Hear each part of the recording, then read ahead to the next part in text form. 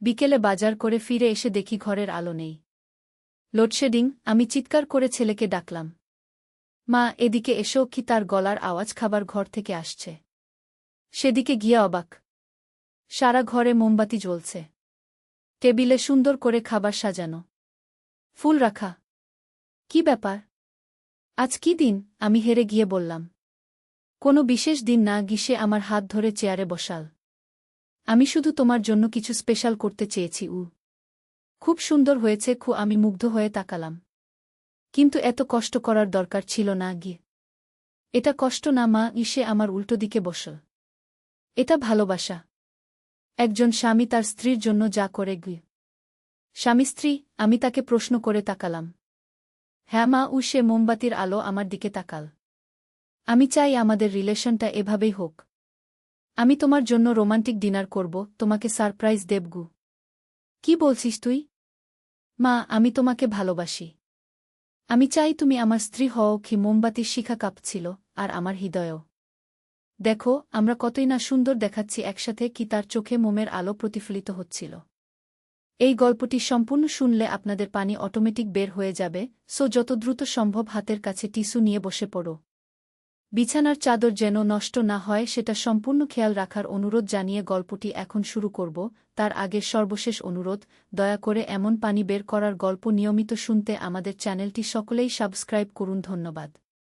Hello বন্ধুরা, আমার নাম মিন্তি দাস। আমার বয়স ৪৪ বছর। আমার স্বামীর নাম রবিন দাস, বয়স ৪৬ বছর। আমাদের ২ সন্তান, ঋতিক আর প্রিয়া।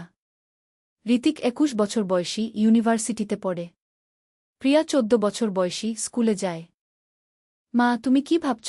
ঋতিক আমার মুখের দিকে তাকিয়ে বলল। আমি তার কথায় চমকে উঠলাম। কিছু বুঝে উঠতে পারছিলাম না। আমার নিজের ছেলে আমার সাথে এভাবে কথা বলছে। তুই কি বলছিস? আমি তোর মা গু। আমি জানি মা গু। সে আমার হাত নীল। কিন্তু দেখো বাবা কতদিন ঘরে নেই। ব্যবসার কাজে সারাক্ষণ বাইরে থাকেন।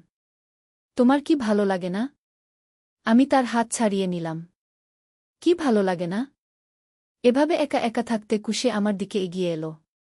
আমি দেখি তুমি সারাক্ষণ কাজ করো। নিজের জন্য কোনো সময় নেই। কোনো আনন্দ নেই গু। আমার আনন্দ তোদের মধ্যেই গু, আমি বললাম। কিন্তু তুমি কি সত্যিই খুশি? ঋতিক প্রশ্ন করল। দেখো মা, আমি বড় হয়ে গেছি। আমি বুঝি। বাবা তোমাকে সময় দেয় না। তোমার সাথে রোমান্টিক কিছু করে না গি। আমি হকচকিয়ে গেলাম। তুই কি বলছিস? আমি শুধু বলছি আমি তোমার যত্ন নিতে চাই। তোমাকে খুশি রাখতে চাই। সে মোমবাতির শিখার দিকে তাকাল। দেখো আজ আমি তোমার জন্য কত সুন্দর পরিবেশ তৈরি করেছি গি। সত্যি বলতে পরিবেশটা অসাধারণ হয়েছিল। কিন্তু এই পরিস্থিতি আমাকে অস্বস্তিতে ফেলে দিয়েছিল। ঋতিক, তুই কি বলতে চাইছিস সেটা আমি বুঝছি না গি। মা, আমি চাই তুমি আমার প্রেমিকা হও, সে স্পষ্ট করে বলল। আমার মাথা ঘুরে গেল। কি? হ্যাঁ মা। আমি তোমাকে ভালোবাসি। শুধু মা হিসেবে না, একজন নারী হিসেবেও গি। আমি চেয়ার থেকে উঠে দাঁড়ালাম। ঋতিক, তুই কি বলছিস? মা বসো। শুনো আমার কথা। সে আমার হাত ধরার চেষ্টা করল। আমি জানি এটা অস্বাভাবিক লাগছে। কিন্তু ভেবে দেখো, আমি তোমাকে কতটা ভালোবাসি। তোমার সব চাহিদা আমি পূরণ করতে পারি। তুই কি পাগল হয়ে গেছিস? আমি চিৎকার করলাম। আমি তোর মা। তুই আমার ছেলে। কিন্তু মা দেখো আমরা কত সুন্দর দেখাচ্ছি একসাথে। কুইসে টেবিলের ওপাশে দাঁড়াল। আমি তোমার চেয়ে শুধু ২১ বছরের ছোট। এটা কোনো বড় ব্যাপার না গি। আমি তার দিকে অবিশ্বাসের চোখে তাকালাম।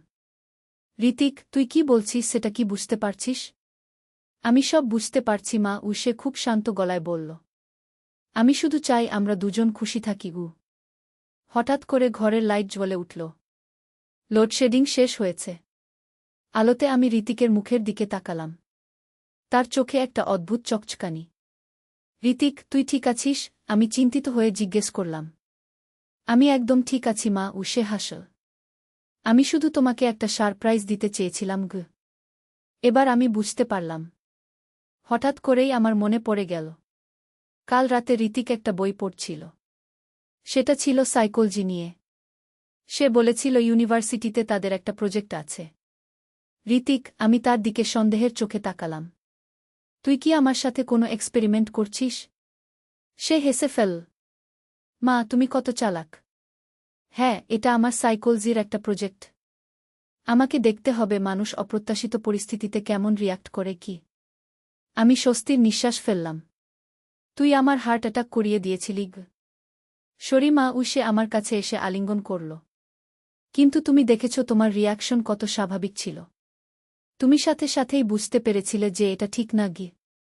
তুই কিন্তু আমাকে খুব ভয় পাইয়ে দিয়েছিলি গু। আমি তার পিঠে চাপড় দিলাম। আসলে এই পুরো সেট করতে আমার অনেক সময় লেগেছে কি। সে মোমবাতিগুলোর দিকে ইশারা করল। কিন্তু এটা আমার প্রজেক্টের জন্য খুবই দরকার ছিল। আমি চারদিকে তাকালাম। সত্যিই সে অনেক পরিশ্রম করেছে। তো এখন কি হবে? এখন আমি আসল সারপ্রাইজ দেব। সে রহস্যজনক হাসি দিল। আর কি সারপ্রাইজ? আসলে আজ তোমার জন্মদিন, কুশে বলল। আমি চমকে গেলাম। কি? আমার জন্মদিন তো আরও 2 দিন পরে। না মা, আজই তোমার জন্মদিন।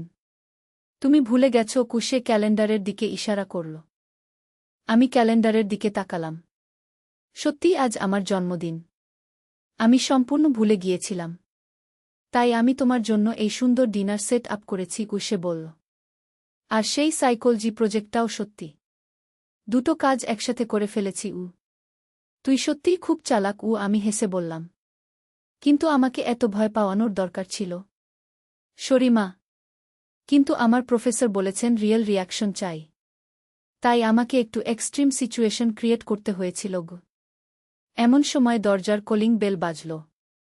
কে এসেছে এত রাতে? আমি জিজ্ঞেস করলাম। আসল সারপ্রাইজ ঋতিক দরজার দিকে দৌড়ে গেল। দরজা খুলে দেখি রবিন দাঁড়িয়ে আছে। আমার স্বামী। রবিন, তুমি এখন এলে কেমন করে? Happy birthday. তিনি আমাকে ফুলের তোড়া দিলেন।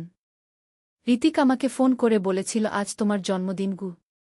কিন্তু তোমার তো কাজ ছিল। কাজ কাজ থাকুক।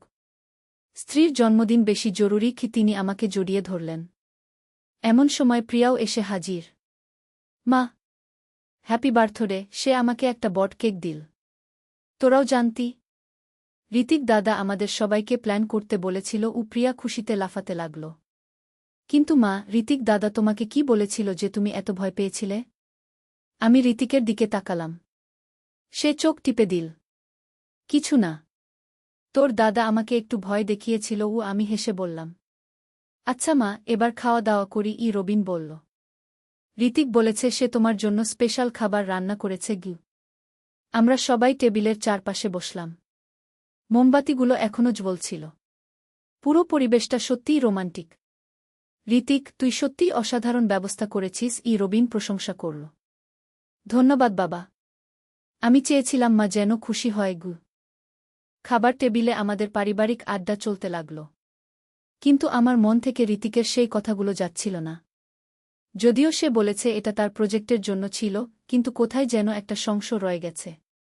খাওয়ার পর রবিন আর প্রিয়া তাদের ঘরে চলে গেল। ঋতিক আমাকে সাহায্য করল থালা বাসন পরিষ্কার করতে। ঋতিক, আমি তাকে জিজ্ঞেস করলাম। তুই আজ যা বলেছিলি সেটা সত্যিই শুধু প্রজেক্টের জন্য? সে একটু থেমে গেল। কেন মা? তোমার কি মনে হয় আমি সত্যি সেরকম কিছু ভাবি? না, তা না। কিন্তু তোর কথা বলার ধরনটা। মা, আমি একটা অভিনেতা হতে চাই। সে হঠাৎ বলল। তাই আমি অভিনয় করতে শিখছি। আজ সেটাই প্র্যাকটিস করছিলাম। সত্যি? হ্যাঁ মা। আমি ঠিক করেছি আমি থিয়েটার করব। ইউনিভার্সিটিতে আমাদের নাটকের দল আছে। এবার আমার মন থেকে সব সংশয় দূর হয়ে গেল। আমার ছেলে একটা শিল্পী হতে চায়। এটা ভালো কথা। তাহলে তুই অভিনয় শিখছিস? হ্যাঁ। আর সেজন্যই আমি বিভিন্ন রোল প্র্যাকটিস করি। আজ আমি একটা মানসিক বিকারগ্রস্ত চরিত্র প্র্যাকটিস করছিলাম। ও আচ্ছা। তাহলে তো ভালো। মা, তুমি কিন্তু খুব ভালো অভিনয় করেছ। তোমার রিয়াকশন একদম ন্যাচারাল ছিল। আমি হাসলাম। তার মানে আমারও অভিনয়ের প্রতিভা আছে? অবশ্যই মা। তুমি চাইলে আমাদের সাথে থিয়েটার করতে পারো। না রে, এই বয়সে নতুন কিছু শেখা মুশকিল। কিছুই মুশকিল না মা। ইচ্ছা থাকলেই হয়। আমরা থালাবাসন পরিষ্কার করে ফেললাম। ঋতিক তার ঘরে চলে গেল। আমি আমার ঘরে গিয়ে দেখি রবিন বিছানায় শুয়ে আছে। আজকে ঋতিক তোমাকে কি সারপ্রাইজ দিয়েছিল? তিনি জিজ্ঞেস করলেন। কিছু না। সে শুধু আমার জন্মদিনের জন্য একটা সুন্দর ডিনার প্রস্তুত করেছিল। ও আচ্ছা। আমি ভাবছিলাম তুমি কেন এত চিন্তিত দেখাচ্ছিলে গু। না কিছু না। আমি শুধু অবাক হয়েছিলাম রবিন আর কিছু বললেন না। তিনি ঘুমিয়ে পড়লেন। কিন্তু আমার ঘুম আসছিল না। আজকের ঘটনা আমার মনে বারবার ঘুরছিল। ঋতিকের কথাগুলো, তার অভিব্যক্তি, সব কিছুই এতটা রিয়েল লেগেছিল। একজন ছেলে তার অভিনয়ে এতটা পারদর্শী হতে পারে? পরের দিন সকালে আমি ঋতিকের ঘরে গেলাম। দেখি সে তার বইপত্র নিয়ে পড়ায় মন দিয়েছে। ঋতিক, তোর ইউনিভার্সিটিতে কি পড়ছিস? সাইকোলজি। আর পাশাপাশি থিয়েটার। তুই কোন ধরনের নাটকে অভিনয় করিস? বিভিন্ন ধরনের। Comedy, tragedy, psychological drama. Psychological drama? হ্যাঁ। যেখানে মানুষের মানসিক অবস্থা নিয়ে কাজ করা হয়। আমি বুঝতে পারলাম। তাহলে কাল রাতে সে সত্যিই অভিনয় করছিল। মা, তুমি কি আমার একটা অভিনয় দেখবে? সে হঠাৎ বলল। কোন অভিনয়? আমি যে নাটকে অভিনয় করব সেটার একটা অংশও। ঠিক আছে ঋতিক উঠে দাঁড়াল। তার সম্পূর্ণ চেহারা বদলে গেল। তার মুখের অভিব্যক্তি, কণ্ঠস্বর, সব কিছুই অন্যরকম হয়ে গেল। সে একটা ভিন্ন চরিত্রে অভিনয় করতে লাগল। একটা বৃদ্ধ মানুষের চরিত্র। তার অভিনয় দেখে আমি অভিভূত হয়ে গেলাম। দারুণ, আমি হাততালি দিলাম। তুই সত্যিই খুব ভালো অভিনয় করিস। ধন্যবাদ মা। আমি প্রতিদিন প্র্যাকটিস করি। এবার আমার পুরোপুরি বিশ্বাস হল যে কাল রাতে সে শুধুমাত্র অভিনয় করছিল। দিন কয়েক পরে ঋতিক তার প্রজেক্টের রিপোর্ট নিয়ে এলো। মা, দেখো আমার প্রজেক্ট কেমন হয়েছে। আমি রিপোর্টটা পড়লাম। সেখানে আমার সেদিনের রিয়াকশনের বিশ্লেষণ ছিল। কিভাবে একজন মা অপ্রত্যাশিত পরিস্থিতিতে প্রতিক্রিয়া দেখায়, তার একটা সম্পূর্ণ গবেষণা। ঋতিক, তুই আমার নাম লিখেছিস? না মা। আমি কোনো নাম লিখিনি। শুধু মধ্যবয়সী মহিলা লিখেছি। তাহলে ঠিক আছে মা, আমার প্রফেসর এই প্রজেক্ট দেখে খুব খুশি হয়েছেন। উনি বলেছেন এটা খুবই রিয়েল অ্যানালাইসিস। আমি গর্বিত হলাম। আমার ছেলে তার পড়াশোনায় ভালো করছে। কিছুদিন পরে ঋতিকদের ইউনিভার্সিটিতে একটা নাটক হবে। সে আমাদের সবাইকে নিমন্ত্রণ করল। কি নাটক? আমি জিজ্ঞেস করলাম। মনের মানুষ নামে একটা সাইকোলজিক্যাল ড্রামা।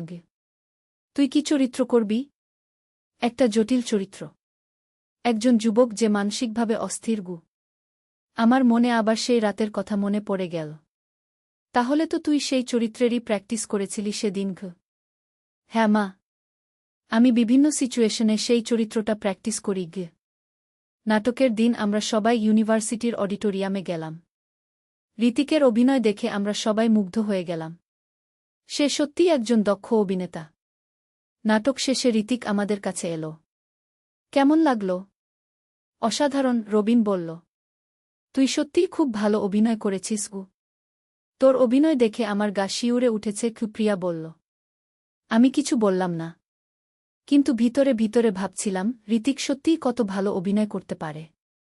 ঘরে ফিরে আসার পর রবিন বললেন, ঋতিক যদি অভিনয় নিয়ে ক্যারিয়ার করে, আমার কোনো আপত্তি নেই। আমারও নেই। আমি বললাম।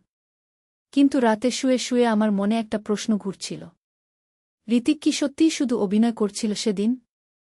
নাকি তার মনের কোথাও সত্যিই এরকম কিছু চিন্তা ছিল? পরের দিন আমি ঋতিকের সাথে একা কথা বলার সুযোগ খুঁজছিলাম। সুযোগ পেলাম বিকেলে, যখন সে বাগানে বসে বই পড়ছিল। ঋতিক, আমি তার পাশে বসলাম। আমি তোর সাথে একটা কথা বলতে চাই। বলো মা। তুই যেদিন আমার জন্মদিনে সেই অভিনয় করেছিলি। হ্যাঁ। তুই কি সত্যিই শুধু অভিনয় করছিলি? ঋতিক আমার দিকে তাকাল। মা, তুমি কেন এই প্রশ্ন করছ?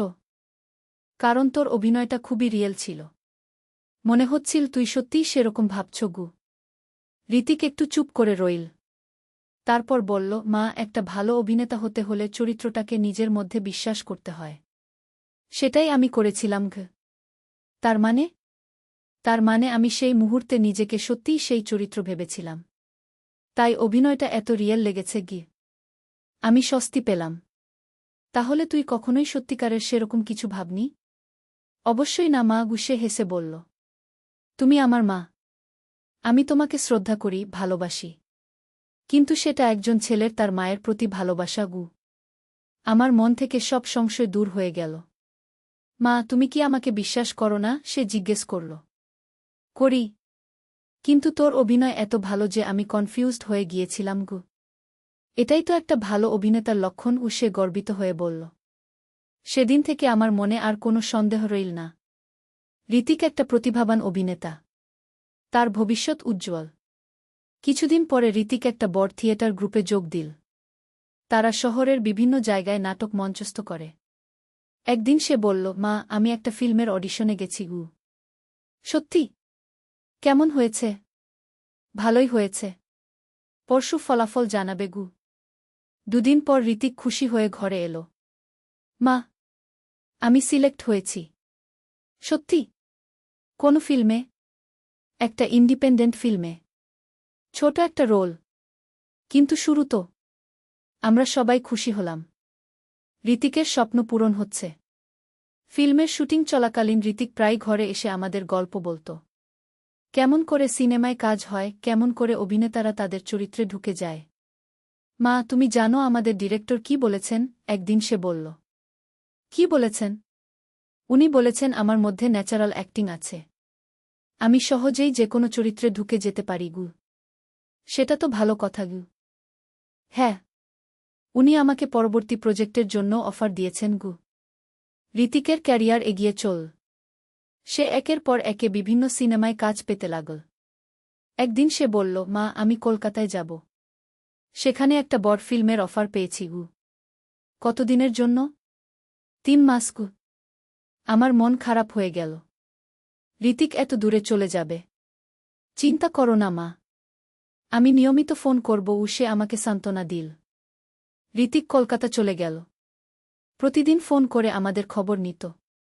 একদিন সে ফোনে বলল, মা, আমার একটা সুখবর আছে গু। কি খবর? আমি একটা জাতীয় পুরস্কারের জন্য মনোনীত হয়েছি গু। সত্যি? কোন পুরস্কার? সর্বোত্তম নবীন অভিনেতার পুরস্কার গু। আমরা সবাই অত্যন্ত খুশি হলাম। আমার ছেলে এত বড় সম্মান পেয়েছে। পুরস্কার বিতরণী অনুষ্ঠানের দিন আমরা সবাই কলকাতা গেলাম। ঋতিক সত্যিই পুরস্কার পেল। মঞ্চে দাঁড়িয়ে সে যখন তার ধন্যবাদ বক্তব্য দিল, তখন আমার চোখে জল এসে গেল। আমার ছেলে আজ এত বড় শিল্পী। আমি আমার পরিবারের কাছে কৃতজ্ঞ, সে বলল।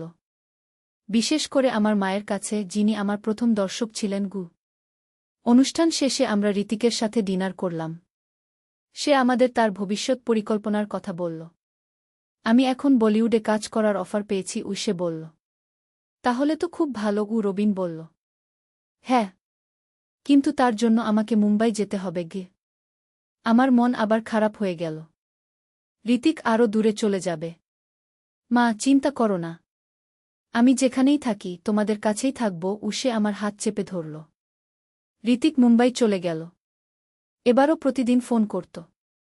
আস্তে আস্তে সে বলিউডেও প্রতিষ্ঠিত হয়ে গেল। একদিন সে ফোনে বলল, মা, আমি বিয়ে করব গু। সত্যি? মেয়েটা কে? সুমিত্রা। একজন অভিনেত্রী। আমার কোস্টার। কবে বিয়ে? পরের মাসে। তোমরা সবাই আসবে গু। ঋতিকের বিয়েতে আমরা সবাই মুম্বাই গেলাম। সুমিত্রা খুব ভালো মেয়ে। আমাদের সাথে খুব ভালো ব্যবহার করল। বিয়ের পর ঋতিক আরও ব্যস্ত হয়ে পড়ল। কিন্তু তবুও নিয়মিত ফোন করত। 1 বছর পর সুমিত্রা মা হল। ঋতিকের একটা সুন্দর মেয়ে হল। মা, তুমি দাদিমা হয়েছ। ঋতিক খুশিতে ফোন করল। আমি খুশিতে কেঁদে ফেললাম। আমার নাতনি হয়েছে। মেয়েটার নাম কি রাখবে? আমি জিজ্ঞেস করলাম। তুমি একটা নাম বলো। আমি ভেবে বললাম, রিয়া গু। খুব সুন্দর নাম। রিয়াই রাখব গু।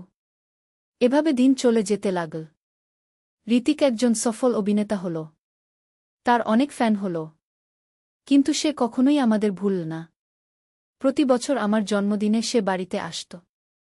আর সেই প্রথম জন্মদিনের গল্প বলে আমাদের হাসাত। মা, তুমি কি মনে আছে সেদিন তোমার কি অবস্থা হয়েছিল? সে হেসে বলত। আমার তো হার্ট অ্যাটাক হয়ে যাওয়ার জোগাড় হয়েছিল ও আমি হেসে বলতাম। কিন্তু সেটাই আমার অভিনেতা জীবনের শুরু, সে বলত। আজ ঋতিকের বয়স ৩৫। সে একজন প্রতিষ্ঠিত অভিনেতা। তার নিজের প্রোডাকশন হাউস আছে। সুমিত্রার সাথে খুব সুখে আছে। রিয়া এখন ১৪ বছর বয়সী। কিন্তু যখনই আমি সেই রাতের কথা মনে করি তখনও একটু কেঁপে উঠি। ঋতিকের অভিনয় সত্যিই কত রিয়েল ছিল। একজন মা হিসেবে আমি কত ভয় পেয়েছিলাম। কিন্তু আজ আমি গর্বিত। আমার ছেলে একজন সফল মানুষ। সে তার স্বপ্ন পূরণ করেছে।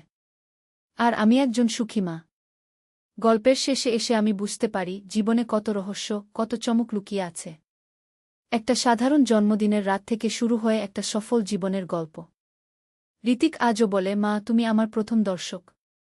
তোমার সামনেই আমার প্রথম অভিনয়। আমি হেসে বলি, সেটা ছিল আমার জীবনের সবচেয়ে ভয়ের অভিনয়। এভাবেই আমাদের পরিবারের এই রহস্যময় গল্প শেষ হয়। যেটা শুরু হয়েছিল একটা ভয়ের মধ্য দিয়ে শেষ হলো অনেক খুশির মধ্য দিয়ে।